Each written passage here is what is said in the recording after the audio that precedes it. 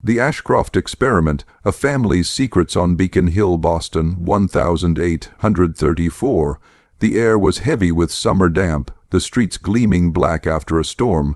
Behind the shuttered windows of the Ashcroft mansion, no sound was heard. Welcome back. Before we continue, like, subscribe, share. I write these words not as a historian, but as one who has carried the burden of knowing too much. There are truths about the Ashcroft family that polite society in Boston still refuses to speak aloud, though their house stood in plain view on Mount Vernon Street, a few doors down from respectable merchants, judges, and physicians. To walk past the iron fence, to glimpse the curtains pulled too tightly, was to feel an unease that one could not quite name. It is said every city has its shame. Ours was the Ashcrofts. The patriarch, Jonathan Ashcroft, had once been a respected physician, trained in London before the Revolution. His writings on anatomy were admired in the medical societies of Philadelphia and Edinburgh, but by the 1820s he had withdrawn from public practice, retreating into his Beacon Hill home with his wife, Margaret, and their 3 daughters. What began as eccentricity hardened into secrecy.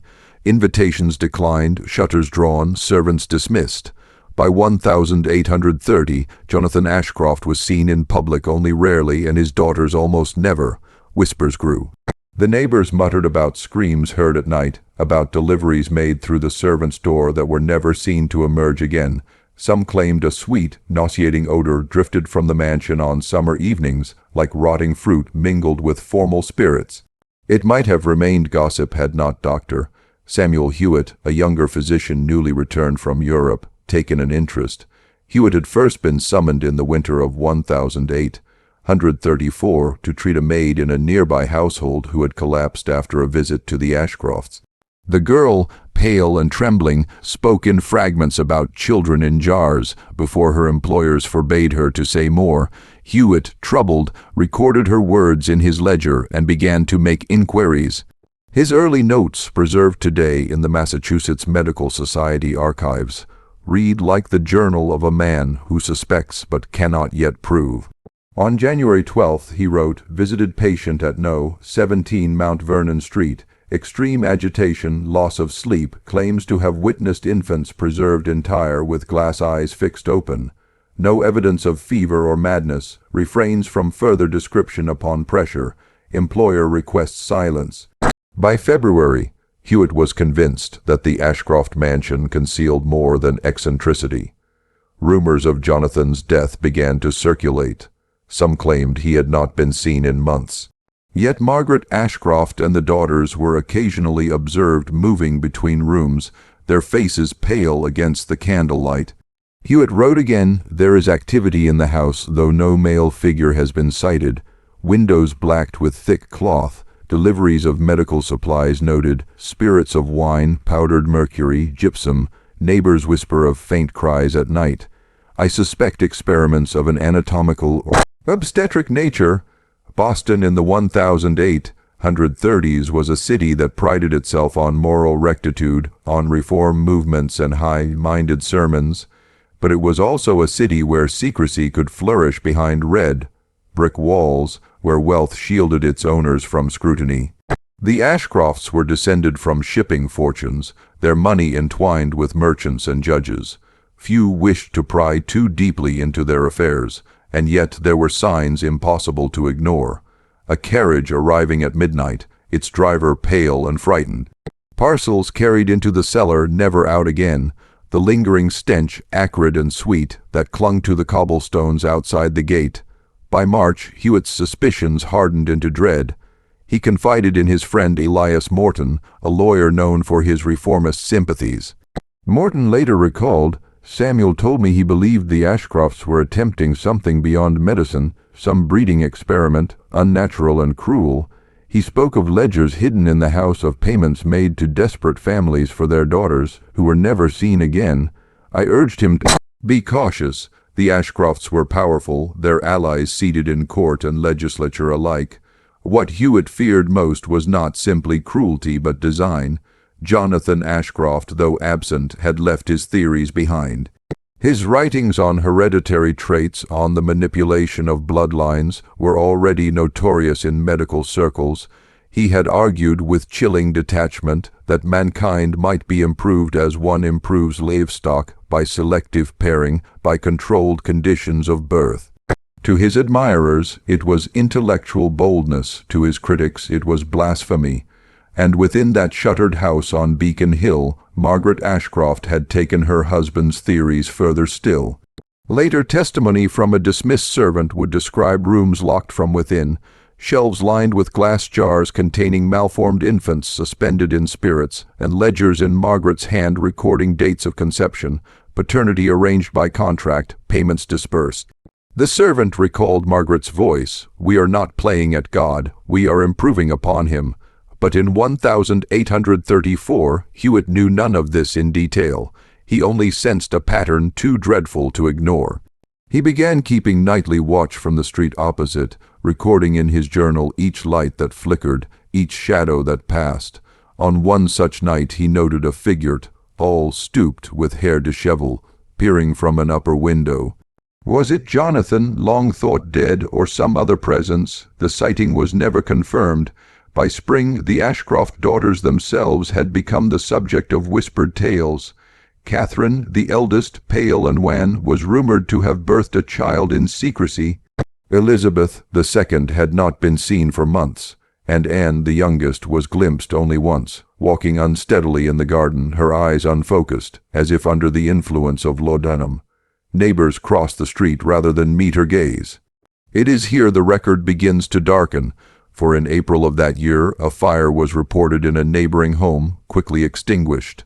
Witnesses swore they saw Margaret Ashcroft standing in the street, her hands clasped, watching the flames with strange satisfaction. She said nothing, only returned to her mansion once the fire was out.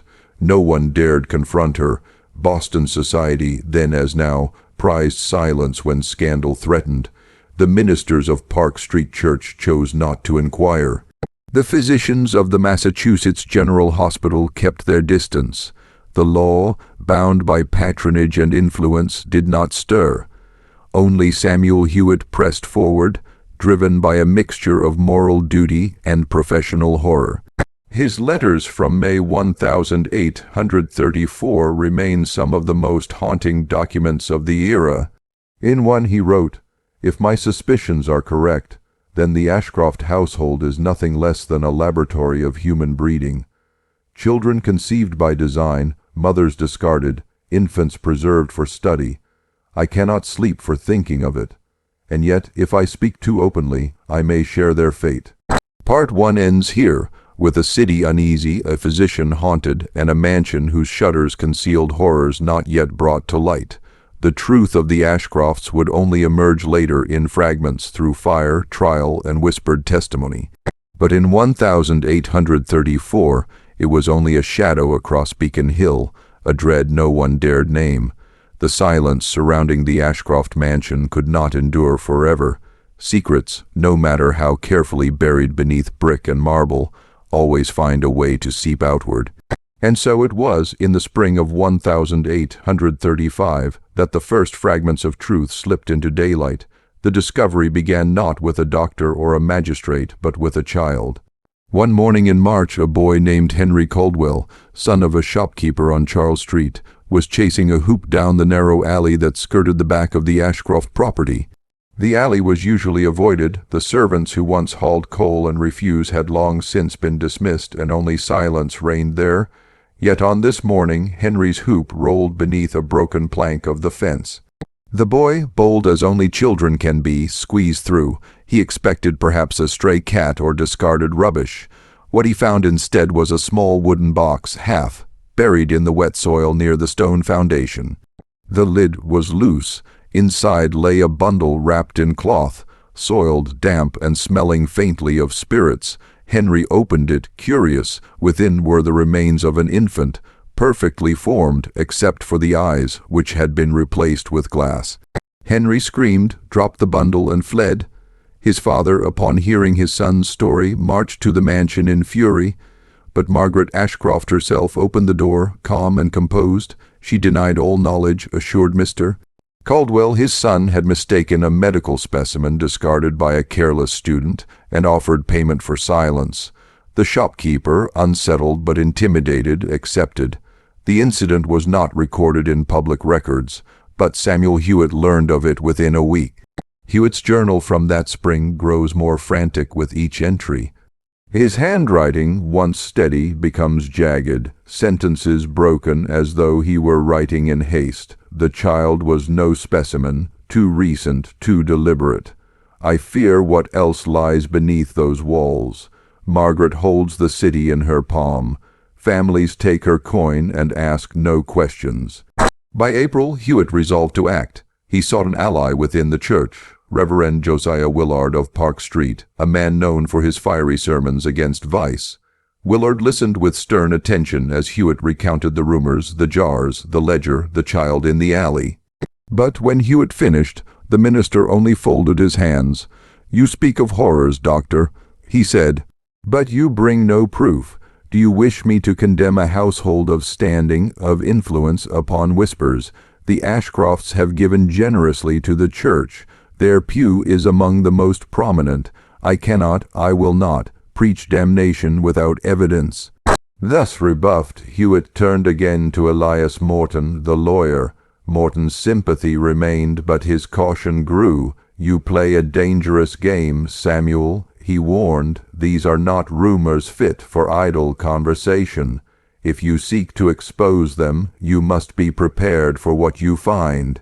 The first true breach of the Ashcroft secrecy came that summer when a servant named Clara fled the mansion under cover of night. She was discovered in a boarding house near the waterfront, raving, fevered, her garments soiled with blood not her own. Hewitt was summoned by chance, asked to tend to her by a mutual acquaintance. Clara's testimony, preserved in Hewitt's notes though never admitted in court, is chilling still. "They told me I would serve as a maid, but it was a lie. They keep the women locked upstairs, young girls, some no more than 15. They are brought in pale, frightened, and after a season they are gone. Madame Ashcroft watches them always. She keeps ledgers, she counts the days. The daughters obey her, though unwilling. I saw one of the girls carried to the cellar. I heard cries, muffled for hours. When the door opened again, she was silent." When asked about Jonathan Ashcroft, Clara only shuddered. "He lives, but not as you think. They keep him below. His mind is broken. He mutters, he writes, he laughs at shadows. Madame speaks for him now." Clara died within days of giving her testimony, her body wasted by fever or poison, some whispered. Hewitt alone copied her words, fearing they would be lost. The summer of 1835 saw further signs. A carpenter repairing a roof nearby glimpsed through an open window shelves lined with jars that gleamed in the candlelight. A laundress spoke of bloodied sheets delivered in haste, never explained. A physician's apprentice confided that he had been approached by a veiled woman, surely one of the Ashcroft daughters, asking quietly whether mercury could be procured without record. Still, no one dared act. Fear and influence sealed every mouth. Hewitt, nearly consumed by his obsession, made one final attempt. On the evening of August 12th, under cover of darkness, he crept through the same broken plank in the fence the Caldwell boy had used months before. He carried a lantern, his journal, and a small knife. The garden was overgrown, wild with weeds, the fountain dry and cracked. Moving carefully along the foundation, Hewitt pried open a half-rotted cellar hatch. The air that escaped was foul, thick with rot and spirits. He descended. What he recorded in his journal that night has been the subject of endless speculation.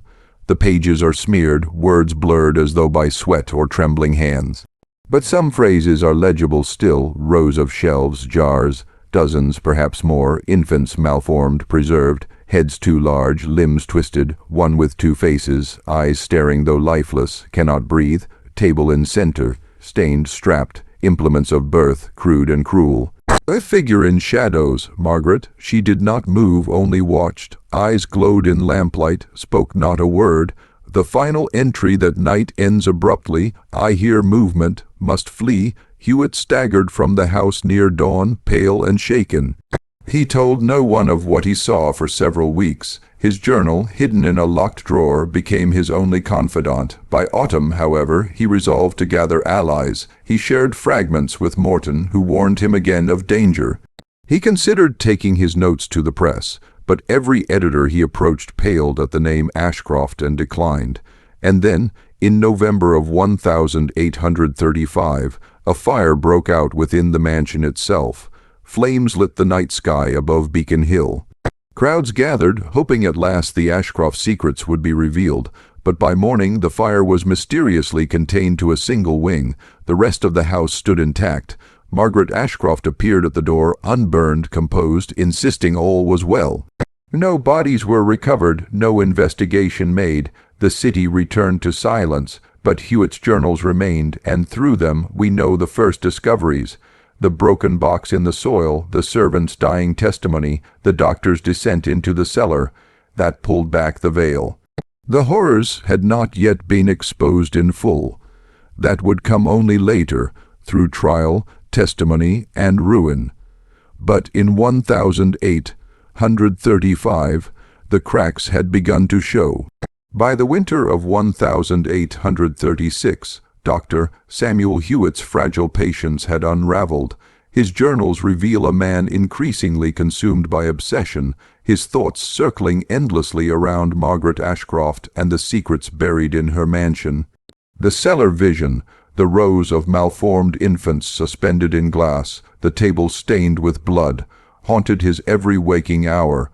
His handwriting in that year grows manic, words scrawled at slants, ink pressed through the paper as if by a shaking hand.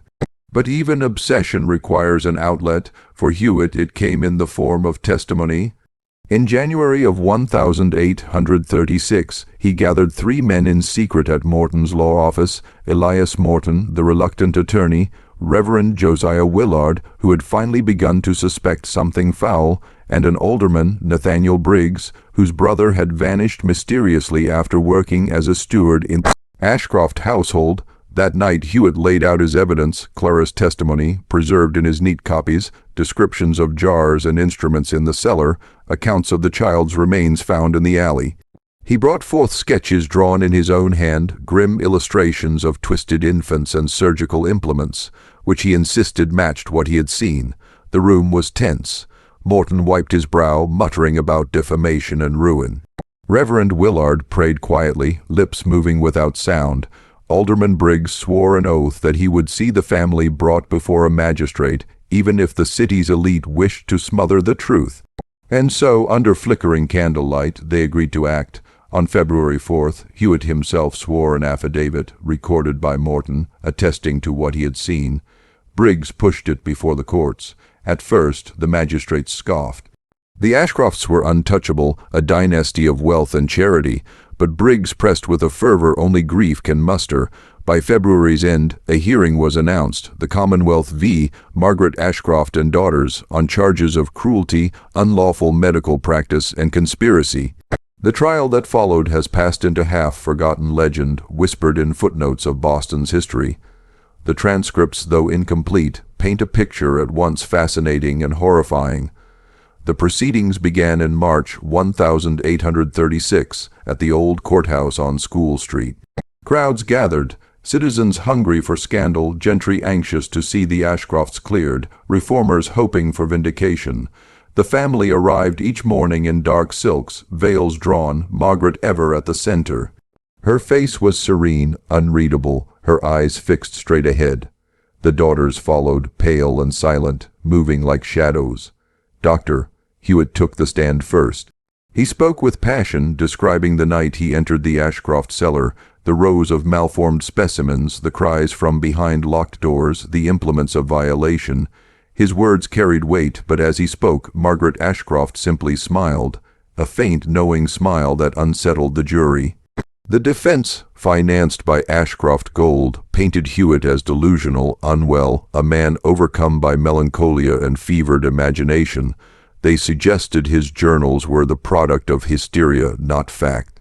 More damning still, they produced physicians of repute who testified that such specimens in jars were common teaching aids, purchased from Europe, and that any strange practices within the house were merely the experiments of Jonathan Ashcroft, once a doctor of ambition before his decline. Then came the testimony of Clara's words, read aloud by Hewitt since she was gone. The court stirred uneasily. The imagery was too vivid, too cruel, to dismiss outright. But without her living presence, the defense dismissed it as invention, a fabrication designed to stir pity. Reverend Willard spoke next, confessing his own doubts and eventual conviction that something wicked dwelled in the mansion. But he admitted he had seen nothing with his own eyes. The turning point came with Alderman Briggs. He declared that his brother, who had entered Ashcroft employ in 1834, had never returned. He accused Margaret directly, his voice rising in fury. But again, no body was produced, no record save his word.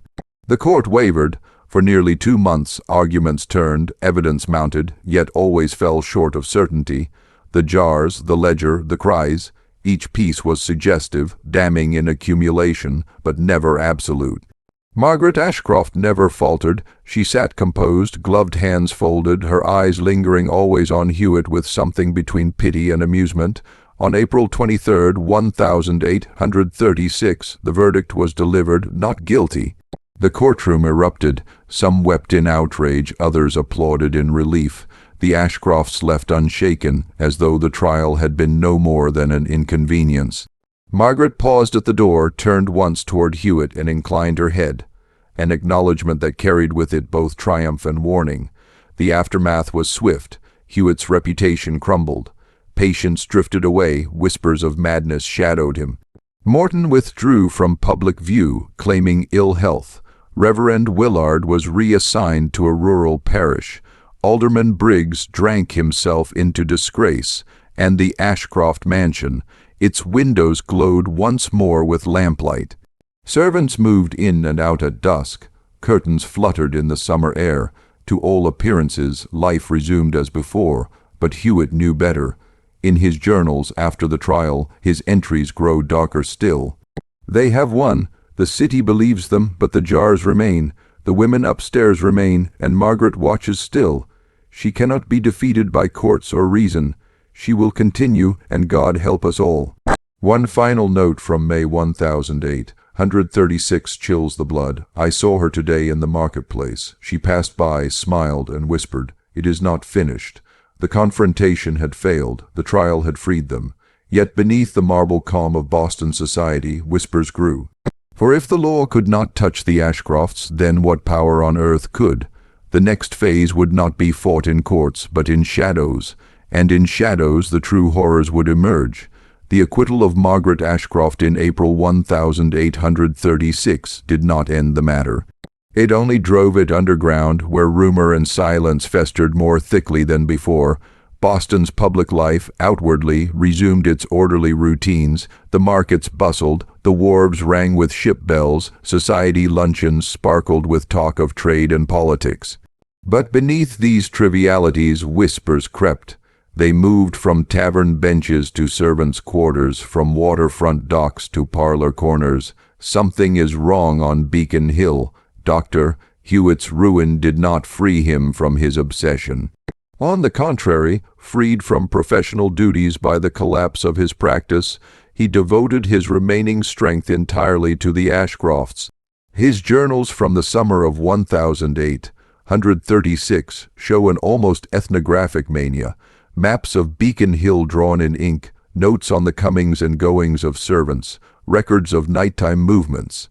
June 12, a coach arrived past midnight, no lamps lit. 2 men carried something wrapped in cloth into the cellar door. It seemed heavy. No voice was heard. July 1, from the alley, I glimpsed movement in an upper window. A figure, female, I believe, stood for an hour, unmoving. The eyes reflected the moon. I could not tell if she breathed. His observations grew stranger still. He claimed to hear sounds beneath the cobblestones, a rhythm of hammering, metallic and hollow, as though foundations were being expanded far below. He described the faint odor of ether drifting from the house on certain nights. No one listened. He had been branded unstable, his warnings the ravings of a ruined man. Yet Hewitt was not alone in sensing something stirring. By the autumn of 1836, other accounts surfaced. A sailor named Thomas Drake swore he saw one of the Ashcroft daughters, veiled and cloaked, speaking with physicians aboard a ship docked from Liverpool. Packages were exchanged, wooden crates marked as botanical specimens. But when one crate slipped, Drake claimed he glimpsed what looked like a limb, pallid and waxy, before the box was hurried away. A laundress, Mary O'Connell, confessed to a neighbor that she had handled sheets so soaked in blood she thought they were the spoils of a slaughterhouse. When she asked too many questions, her services were dismissed. Even the sexton of Granary Burying Ground remarked that fresh soil was disturbed more often than funerals could explain. These murmurs were scattered, uncollected. But to Hewitt they formed a dreadful mosaic. In November of that year, a chance presented itself. Elias Morton, though publicly distanced from Hewitt, remained quietly troubled.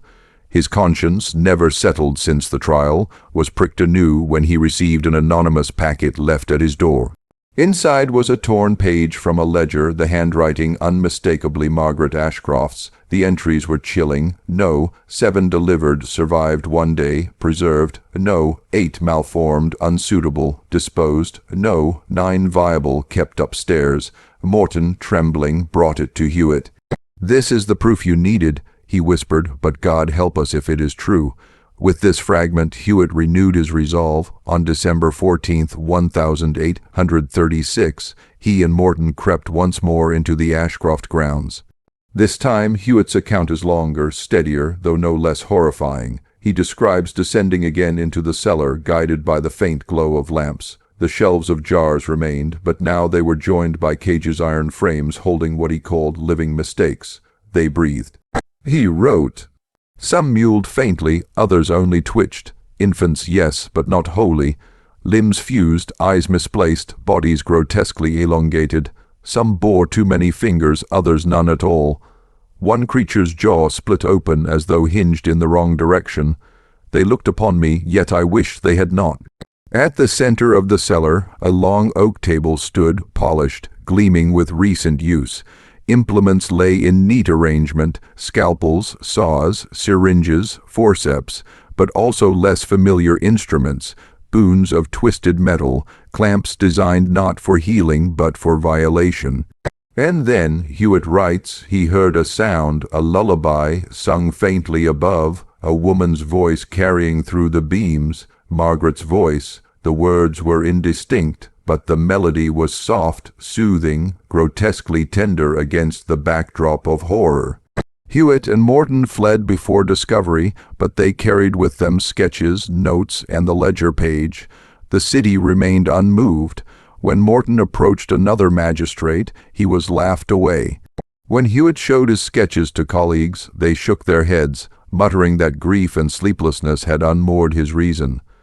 And when he tried once more to speak from the pulpit through Reverend Willard, the minister turned his face in shame, unwilling to risk another scandal.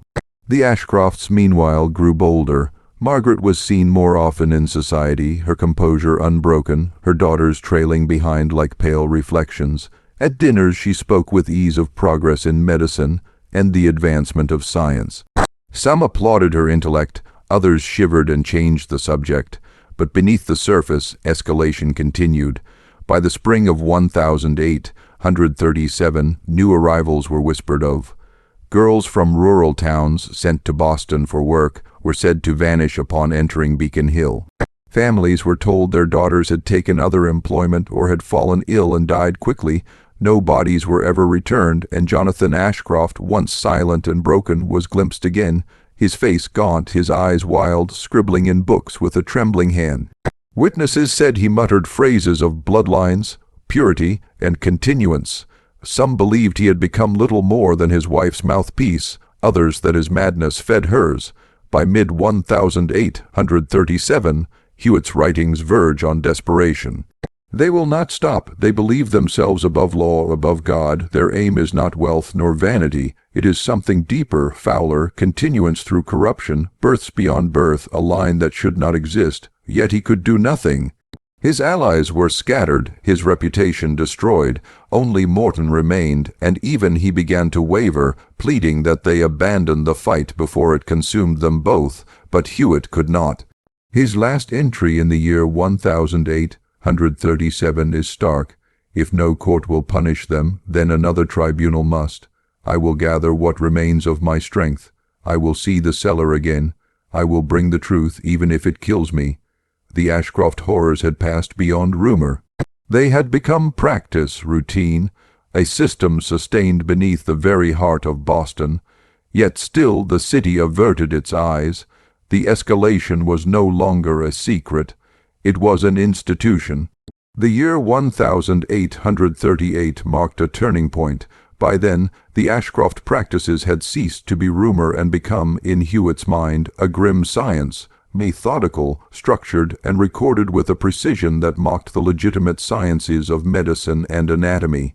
It was not simply cruelty, it was continuity.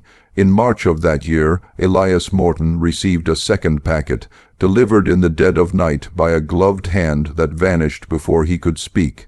Inside were pages torn from what could only have been Margaret Ashcroft's private ledger. These were unlike the fragment delivered months before. Here the language was systematic, cold, stripped of all maternal sentiment.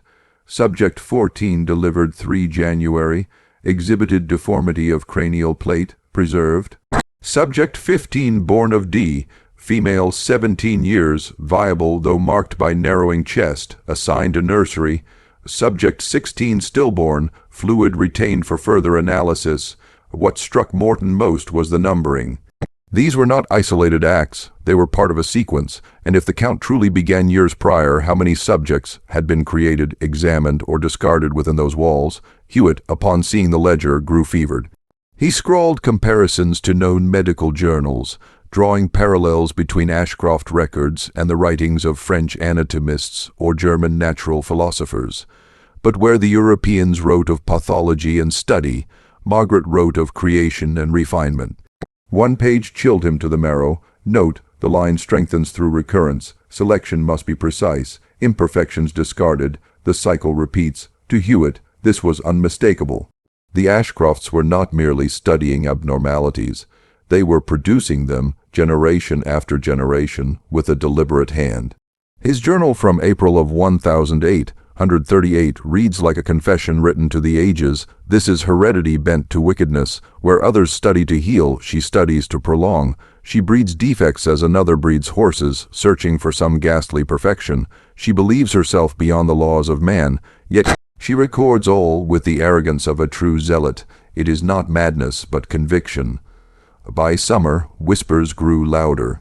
A physician's apprentice, bribed with coin and terrified into silence, admitted to Hewitt that he had supplied the Ashcroft house with instruments normally reserved for anatomy theaters: bone saws, rib spreaders, glass syringes of foreign design. He delivered them not to Jonathan, but to the daughters. The apprentice recalled pale hands receiving the parcels, slender fingers inked with notes, eyes that would not meet his own. He told Hewitt, trembling, they study as he studied. They do not question, they obey. It was also in 1838 that the first rumors of the upper nursery began to circulate.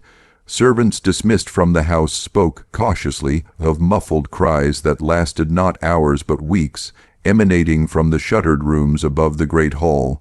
The air smelled of milk and antiseptic. Sometimes, they claimed, strange lullabies were sung at midnight, Margaret's voice joined now by her daughters in an eerie chorus. When pressed, one servant described seeing a cradle wheeled across the hall. Within was a child, alive but profoundly wrong. Its skull was elongated, its eyes too widely set. Margaret stroked its face with tenderness. This one, she whispered, will carry the line. The horror was not simply in the births, but in the records that framed them.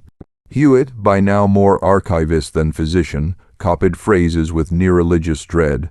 The third generation proves stronger. Subject 21 exhibits vitality uncommon to predecessors. Those that perish must not be wasted. Fluids, marrow, and tissues remain of value. The experiment will endure so long as secrecy holds. Providence favors the determined. By late 1838, Hewitt attempted to alert Boston's Physicians' Society. He drafted a memorandum citing grave abuses of science within the city's walls, and appended fragments of copied ledger entries. The society responded with silence, then issued a formal censure. Hewitt was to refrain from unsubstantiated accusations which dishonor the medical profession. His name was struck from their records. Margaret, it seems, had extended her influence further still, and yet, others noticed, Elias Morton, though fearful, began to collect Hewitt's notes in secret. He too sensed that history would demand an accounting. One surviving letter from Morton to an unknown correspondent reads, "What I have seen is unspeakable. Hewitt is no madman, but a witness. If we fall silent, their line will persist unchecked. You must keep these records, hide them well. Someday they will be needed." It is through Morton's cache, hidden for decades in a trunk, that much of what we know today has survived. The escalation was not only scientific but social. Margaret Ashcroft's daughters, Catherine, Eliza, and Ruth, were now seen less as ornaments and more as conspirators. They attended lectures quietly, their faces veiled, their notebooks filled. Professors remarked, half in jest, that the young women showed more knowledge of dissection than most of their male peers. No one dared ask how they had acquired such skill. Society whispered, but invitations continued. To question an Ashcroft was to risk ruin. By the close of 1838, Hewitt wrote one last note before a long silence. They will not stop. They believe themselves chosen. If law cannot touch them, then the truth must be smuggled forward to some future that will. I will not live to see their fall, but others may. I pray these words endure longer than I. The escalation had reached its zenith, hidden nurseries above, cages below, ledgers cataloging lives as though they were specimens. Margaret Ashcroft had woven cruelty into method, secrecy into tradition. The family was no longer a household. It was an institution, one that believed itself eternal. By the year 1839, the veil of secrecy grew thinner, not through confession but through excess. The Ashcrofts had become bolder, their methods more elaborate, their records disturbingly precise.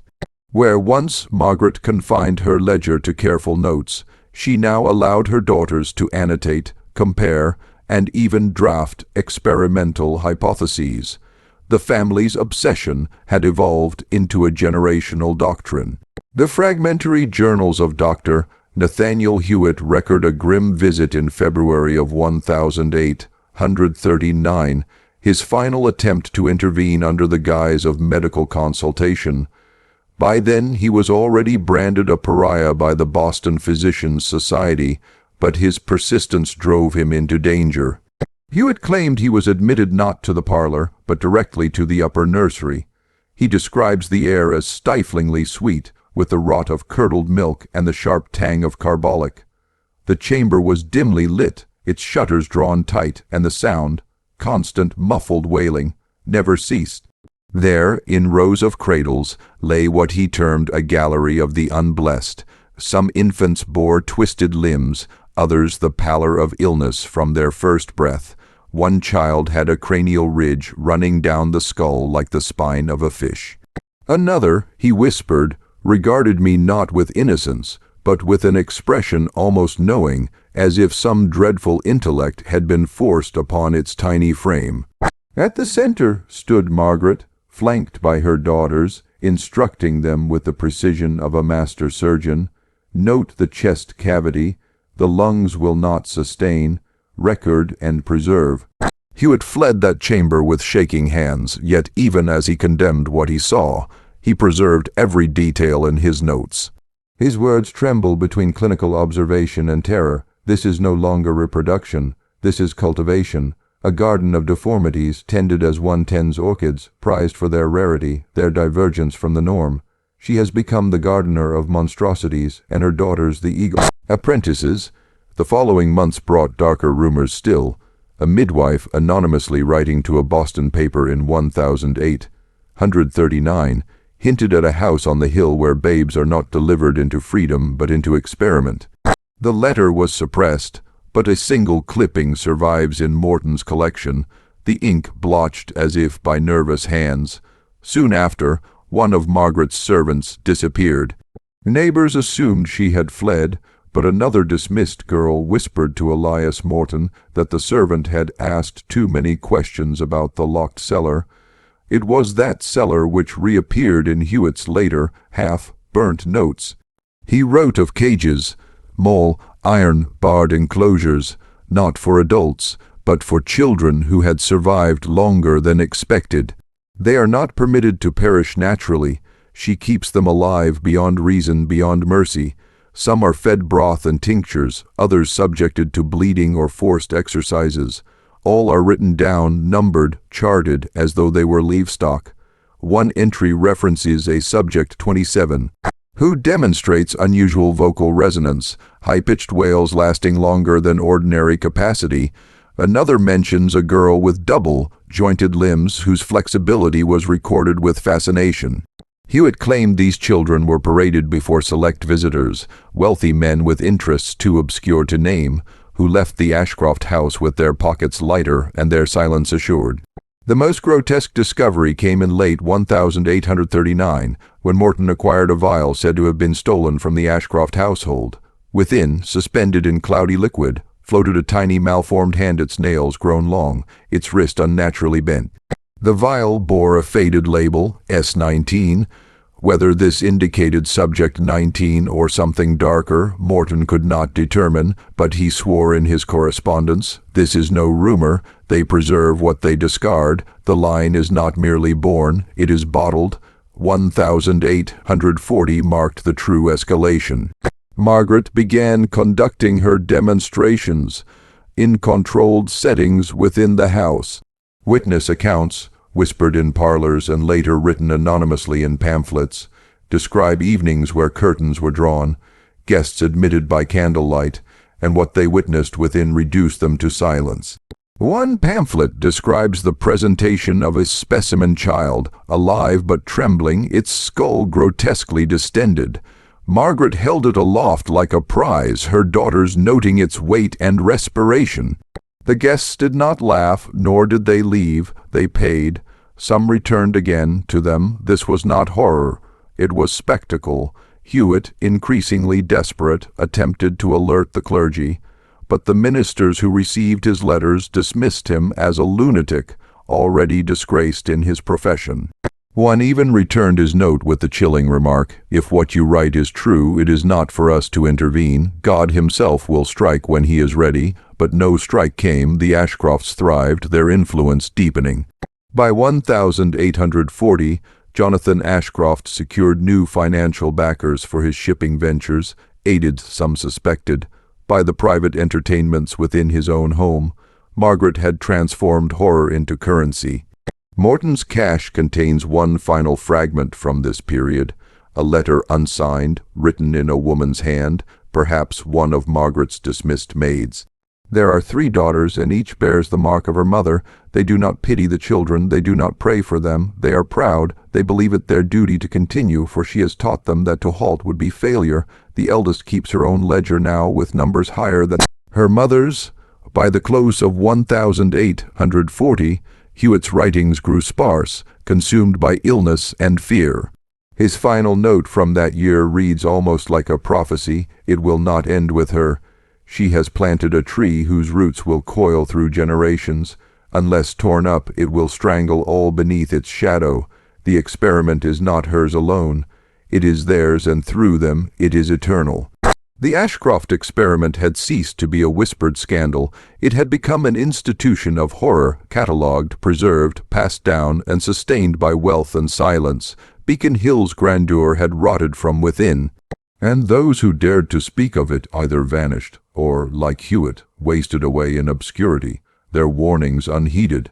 By 1841, whispers had grown too loud to ignore. The Ashcrofts' reputation, once whispered with awe, now attracted dangerous curiosity.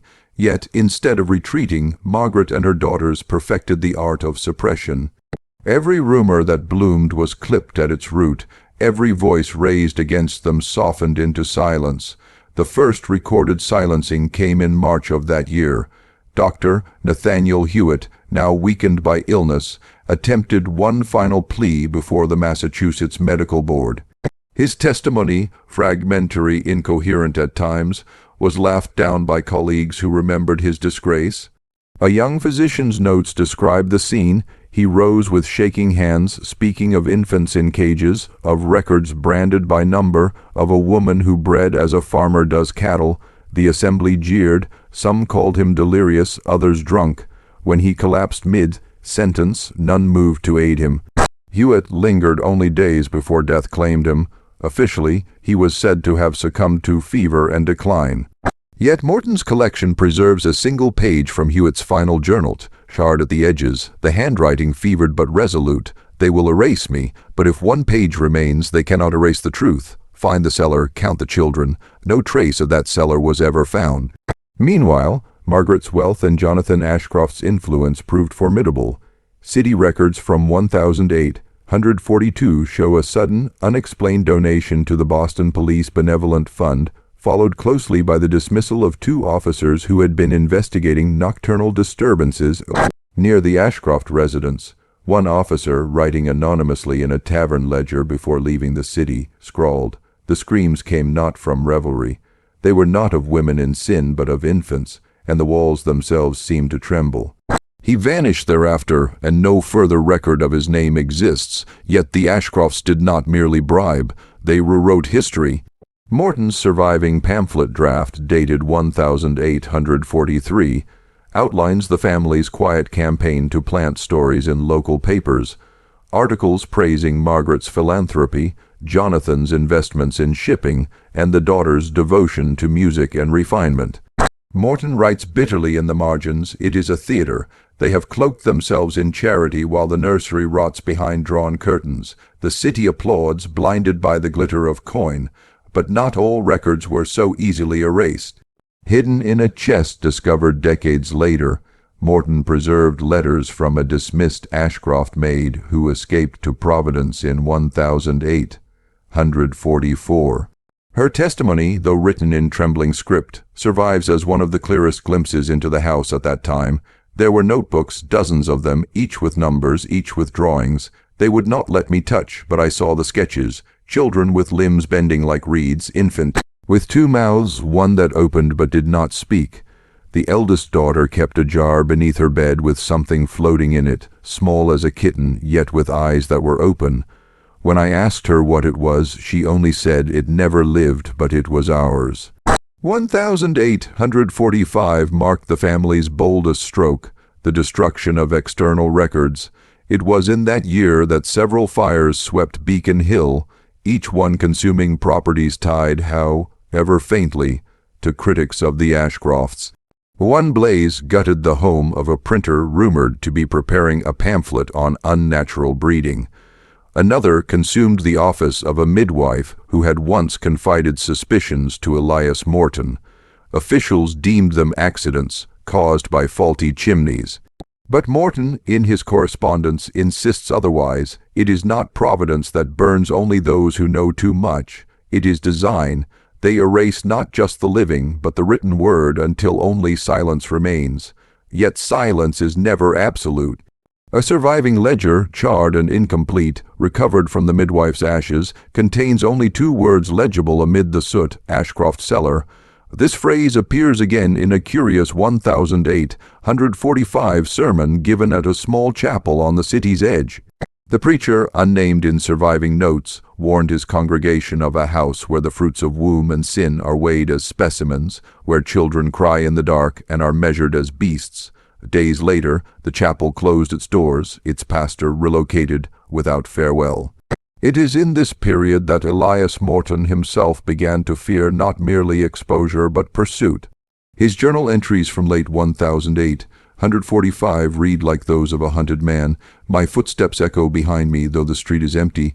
Letters vanish from my desk, though I lock them with care. I awoke last night to find my door ajar, though I recall bolting it. They know I have kept what others would burn. If I vanish, know that the Ashcrofts' reach is long, and their daughters do not rest. Thus, the years 1008, 141-1008. 145 reveal not only the endurance of the experiment but the active suppression of its witnesses. The Ashcrofts did not merely outlast scrutiny, they dismantled it, bribed it, or burned it into nothingness. What fragments survive? You, its last note, the maid's testimony, the charred ledger, exist only by chance, preserved through accidents the family could not wholly control. But even in these fragments, one truth emerges. The Ashcroft experiment was no fleeting madness. By 1845, it was institutionally secured, with the daughters indoctrinated, the city silenced, and the cellar, whatever horrors it contained, untouched by any hand of justice. The veil slips 1,846-1008, by 1,846. The Ashcroft grip on Boston's silence began to falter. Suppression had worked for nearly a decade, but such horrors do not remain forever concealed. A single misstep, a door left ajar, a voice too bold, a child glimpsed where none should be, would unravel the tapestry. And so it was, between 1846 and 1849, that the veil first tore, if only in fragments. It began with a death. In February 1846, a child's body was discovered in a refuse heap behind a tavern near Cambridge Street. The coroner's notes, seldom referenced, record a boy of perhaps 4 years, undersized, with spinal column protruding unnaturally. Stranger still, the body bore fresh sutures across the chest, as if an unskilled hand had attempted to open, then close, the cavity. The coroner deemed it the result of unlawful medical tampering, but found no culprit. Yet among Morton's papers a parallel note survives. The boy bore upon his wrist a tag of ribbon, blue, with the letters A27 sewn crudely by hand. I have seen similar marks upon vials said to come from Beacon Hill. This was not the work of thieves nor physicians. It was theirs. That spring, rumors began to swell among servants. A laundress dismissed from the Ashcroft house spoke in confidence to a fellow domestic. She claimed she had seen children in rows, pale as wax, their eyes covered with cloth, as if the light would destroy them. Word spread like contagion, whispered from kitchen to kitchen, until even the grand houses began to hum with uneasy speculation. Jonathan Ashcroft acted swiftly. Records show 3 servants dismissed in April 1008. 146, each paid unusually high severance. One vanished entirely, another was later found drowned in the Charles. The laundress herself was never seen again. By 1847, the veil slipped further. A visiting cousin from New Haven, identified only as Miss H. In a fragmentary diary, recorded her impressions of a dinner at the Ashcroft home. Their daughters no longer smile. Their eyes are sharp, their questions sharper. They speak not of suitors nor of society, but of inheritance, of fitness, of the line preserved. It chilled me to hear such words from girls of tender years, and when I passed the nursery door I heard not laughter, but a low moan as of some creature ill at ease. When I asked, Margaret pressed her hand upon mine and whispered, "Some children must suffer for the future to live." The boldest crack came in 1848, when a physician from Worcester, Dr. Elias Ransom, claimed to have attended Jonathan Ashcroft's study under pretense of a business consultation. In his private journal, later smuggled into Morton's archive, he wrote of shelves lined not with books but with jars. Within them floated malformed remains, a skull with twin sockets but no nose, a hand sprouting 6 fingers, a torso with ribs spread wide like wings. Each was labeled, not with names, but with numbers. "It is not rumor, not metaphor," Ransom wrote. "It is a catalogue, a museum of the unholy, preserved as specimens of his wife's design." When I asked what purpose it served, Jonathan only smiled and replied, "We are preserving progress. One day the world will thank us." Ransom fled the house and never returned to Boston, but his testimony lives in Morton's collection. A singular piece of evidence uncorrupted by hearsay. 1849 brought the final and most damning glimpse. That year, fire broke out within the Ashcroft residence itself. It was swiftly contained, reported as a minor accident, but not before neighbors witnessed something uncanny. One account, written by a schoolmistress across the street, survives in her diary. Smoke poured from the windows, and with it a sound that haunts me still, not a cry of women, nor of ordinary children, but a chorus of voices shrill and distorted. Some wailed, others shrieked as though in rage. And amid the smoke I glimpsed through a broken shutter a figure small and hunched, its head too broad, its eyes wide and unblinking, pressed against the glass as though pleading. Then a curtain fell and it was gone. The fire was extinguished within hours with minimal structural damage. Yet afterward, the Ashcrofts quietly relocated their most private chambers deeper into the cellar. The nursery above was shuttered, windows bricked. From that year onward, no sound was ever heard from it again. Morton, in reviewing these accounts, concluded, "The veil has slipped, but not torn. We see fragments. An infant cast aside, jars upon a shelf, screams within smoke. But the whole remains obscured. And yet these fragments, when assembled, reveal more than rumor. They reveal design, persistence, and a family unwilling to repent." By the close of 1849, the Ashcrofts had endured scandal after scandal, yet still they endured. Their influence held, their coffers swelled, and their daughters, now women, carried the doctrine forward. But the world beyond Beacon Hill was shifting. New voices demanded reform, new presses sought forbidden stories, and the experiment, though cloaked, would not remain forever hidden. The veil had slipped, and once a veil tears, it cannot be mended. Revelation and Confrontation 1008, 150-1852 by 1850, the shadows could no longer contain the weight of what the Ashcrofts had cultivated. For nearly 2 decades they had hidden behind wealth, silenced their accusers, and buried the evidence in cellars and ledgers. Yet every empire of secrecy meets its fracture, and in those years the experiment was no longer rumor. It was seen, it was touched, it was undeniable. The first crack came in January 1850, when a mason contracted to repair the Ashcroft cellar, broke through a wall of brick and found a chamber behind it. His account, preserved in a deposition never formally filed, describes a stone room rank with damp and rot, where straw mats bore stains dark as rust. At the center was a wooden table, blackened with age, upon which lay iron restraints. The mason fled, but not before glimpsing shelves stacked with ledgers. He reported what he saw to a local magistrate, but within a week he disappeared. His wife, left destitute, claimed that men in black coats had come in the night, demanding silence. She swore the last thing he said before vanishing was, "I have seen the place. God forgive what they have done in it." Later that same year, Elias Morton himself, emboldened by fragments he had gathered, sought to enter the house. His journals record a clandestine visit on the evening of November 2nd, 1850. He writes, "I did not enter by the door, but through a coal chute left unsecured. The air within was suffocating, a blend of lime and decay.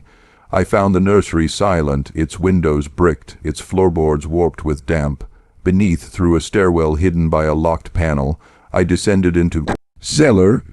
What he describes there is among the most chilling entries in his archive. There were cages, not for beasts, not for dogs, but for children, iron bars gnawed by teeth, rust flecked with blood. In one corner, a cradle sat abandoned, rocking as if by unseen hand. I counted ledgers stacked to the rafters, each marked by year, each filled not with names but with numbers.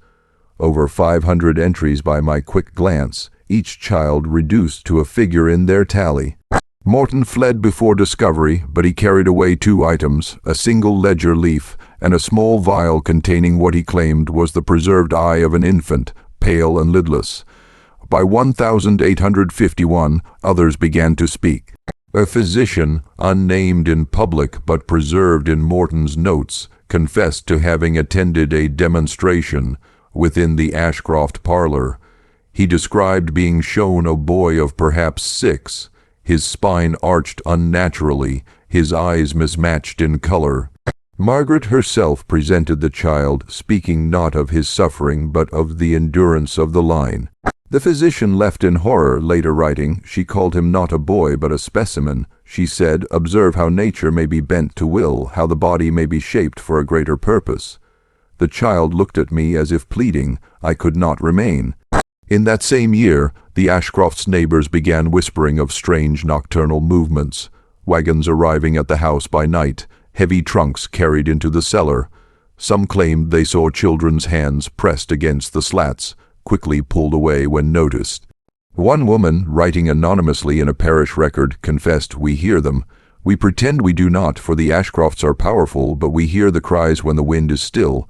They are not the cries of babes, but of those older who know enough to beg, and yet the house remains the family. Unchallenged, 1852 brought the confrontation, though not in courts or churches. It came through exposure, whispered and copied into clandestine pamphlets that circulated through Boston's alleys. Morton himself, perhaps too emboldened, is believed to have drafted them. They bore no author's name, but were titled simply The Ashcroft Experiment. The pamphlets spoke of the cellar, the cages, the ledgers.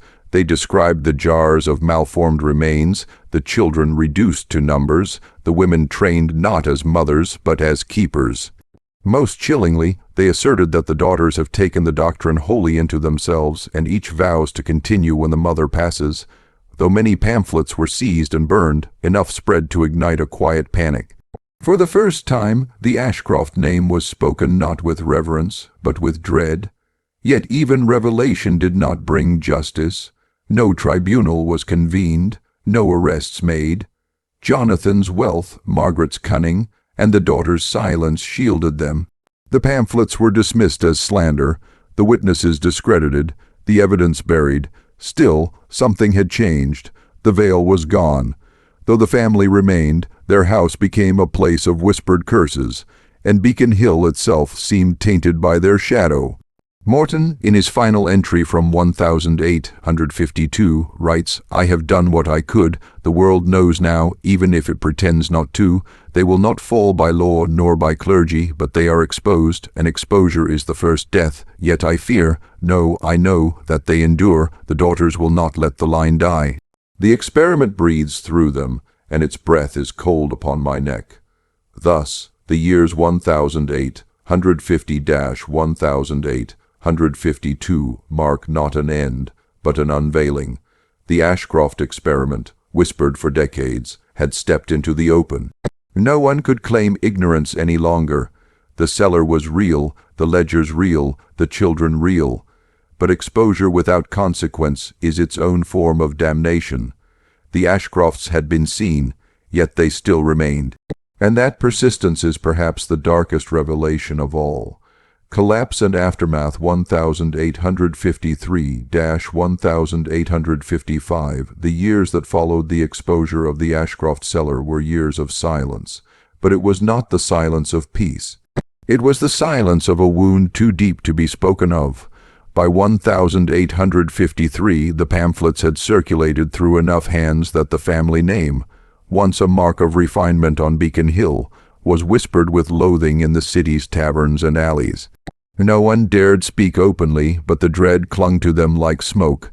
Margaret Ashcroft herself withdrew almost entirely from public life, where once she had hosted gatherings of physicians, philosophers, and political allies. Her parlor now stood empty. The curtains remained drawn. A generation that had known her as the Grand Lady of Ashcroft House began to die away, replaced by younger voices who knew only the rumors, the children in the cellar, the experiments, the cages. Jonathan Ashcroft, whose fortune had secured his family's impunity, suffered a stroke in March of 1853. Confined to bed, he lingered half, paralyzed, unable to speak, until his death in November of that year. His passing drew little mourning beyond the formal notices in the Boston Evening Transcript. In private, some said he had gone mad at the end, clutching at shadows, muttering through clenched teeth about the eyes in the dark. The daughters remained, and in them the line endured. Hannah and Ruth Ashcroft were seen less frequently in society, but there were reports, never proven, that they traveled to rural Massachusetts, taking with them young women of poor families who were never heard from again. The rumors echoed those of Margaret's earlier years, only now tinged with greater menace. One farmhand, interviewed in 1854 by Elias Morton, described seeing a wagon under moonlight, with girls inside, pale and silent, as if drugged. He had tried to follow, but the wagon disappeared into woods near Concord. Days later, he claimed, he found remnants of clothing scattered near a stream. Morton included the account in his final notes, writing grimly, "The daughters have not abandoned the design. Rather, they carry it forward, emboldened by their mother's legacy. Margaret no longer needs to act. She has heirs." It was in June of 1854 that the Ashcroft mansion itself was destroyed. The fire began just before dawn and consumed the structure with a speed too great to be natural. Neighbors described hearing an explosion from within, like timbers cracking under great pressure, before the blaze overtook the roof. When the flames subsided, little remained beyond charred walls and the stone foundation. No bodies were recovered, though servants were believed to have perished within. Margaret was presumed dead in the fire, as were her two daughters. But the absence of remains fueled darker speculation. The most troubling testimony came from a watchman on Mount Vernon Street, who swore he saw a carriage depart the Ashcroft property shortly after midnight hours before the fire began. He described two women and a veiled matron within, along with several small figures wrapped in blankets. The carriage rolled toward the harbor and was not seen again. Boston authorities officially declared the Ashcrofts dead, their property destroyed, their legacy ended. The ruin of their mansion was cleared within a year, the lot sold to a textile merchant who erected a fine brick house upon it. Yet mothers walking their children past the corner would cross themselves or quicken their step, as though the earth itself remembered. The pamphlets faded. The scandal was gradually suppressed by Boston's political elite, who wished to bury the embarrassment. By 1855, only whispers remained, preserved in private journals and hidden files. But Elias Morton did not forget. In his last surviving letter, dated October 1855, he wrote, "I feel them still. The fire was no ending, only erasure. They are not gone, only elsewhere. One cannot burn an idea, nor silence a doctrine once it has taken root. The Ashcrofts will persist as long as there are those who believe blood may be perfected by cruelty. Their experiment continues, though we may never know where." Morton died 2 years later of a fever, alone, his few belongings sold at auction. Among them, hidden in a wooden chest, was the ledger leaf he had stolen from the cellar. It bore 3 columns: child, mother, condition. The last entry, dated 1852, reads simply, "Male Ruth survived. Legacy: the Ashcroft experiment did not vanish with the mansion's ruin. Its fragments reappeared like weeds in other soil." In 1861, a German physician in Hamburg wrote of encountering a widow of American origin who operated a children's home under the guise of medical charity. When local authorities investigated her after several unexplained deaths, she fled. The description of the woman bore a striking resemblance to Margaret Ashcroft, though no proof was ever found. Decades later, scholars of medical history stumbled upon references to the case, often dismissing it as lurid rumor. Yet others, quiet, careful researchers, recognized in it the embryonic form of later pseudoscientific movements, those which would cloak themselves in the language of progress while practicing cruelty on the vulnerable. The Ashcrofts had been pioneers of a dreadful philosophy, that humanity could be bent, improved, or discarded at will. Theirs was not a horror of ghosts or demons, but of human arrogance elevated to ritual. The whisper that remains Boston moved on. By the turn of the 20th century, few remembered the fire, the cellar, or the pamphlets. The new house stood bright and respectable, its parlor filled with laughter, its cellar stocked with wine. Yet even there, servants whispered that in the deepest hours of night one could hear faint cries, muffled beneath the stone, as though the ground itself had recorded the suffering that once seeped into it. Some claimed that children playing in the street sometimes paused, tilting their heads, listening, and when asked what they heard, they replied, simply, "The crying in the basement." The Ashcroft experiment ends not with resolution but with a question. How many of its seeds survived, carried by those who fled the fire, by those who believed in Margaret's design? We do not know. Perhaps the family line continued, their descendants hidden among us. Perhaps the doctrine traveled, written in secret journals, whispered in darkened parlors. Perhaps it ended with the flames, but the silence is never complete. Even now, archives whisper, journals resurface, old ledgers are found in attics. And always the name Ashcroft lingers, as though waiting to be spoken again. Listen closely and remember, the experiment never truly ended.